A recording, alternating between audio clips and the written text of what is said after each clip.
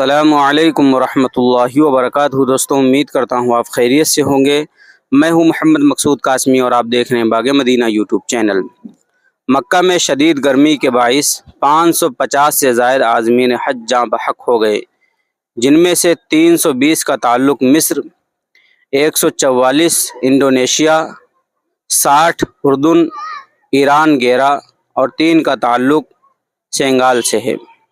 Media reports کے مطابق مکہ مکرمہ کے سب سے بڑے المیسم مردہ خانے میں 550 لاش لائی گئیں، جن کی موت شدید گرمی کی وجہ سے واقع ہوئی تھی۔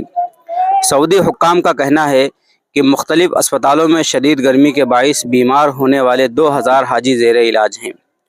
جاں بحق ہونے والے حاجیوں کی تعداد میں اضافے کا خدشہ ظاہر کیا جا رہا ہے۔ یاد رہے کہ گزشتہ برس حج کے دوران گرم موسم کے باعث 240 حاجیوں کے جاں بحق ہونے کی تصدیق کی گئی تھی، جن میں سے زیادہ تر انڈونیشیا کے شہری تھے۔ سعودی حکام نے عازمین کو دن کے گرم ترین اوقات میں چھتری استعمال کرنے، وافر مقدار میں پانی پینے اور دھوپ کی چبھتی روشنی میں جانے سے گریز کرنے کا مشورہ دیا تھا۔ سعودی وزارت حج و عمرہ کے مطابق رواں برس تقریباً 18 لاکھ خوش نصیبوں نے حج ادا کیا، جن میں سے 16 لاکھ بیرون ملک سے تعلق رکھنے والے حاجی تھے۔ ایک اطلاع کے مطابق گرمی سے جاں بحق حاجیوں میں سے 323 کا تعلق مصر سے ہے۔ رپورٹ کے مطابق گرمی سے اردن کے 60 اور تیونس کے 35 حاجی جاں بحق ہوئے ہیں۔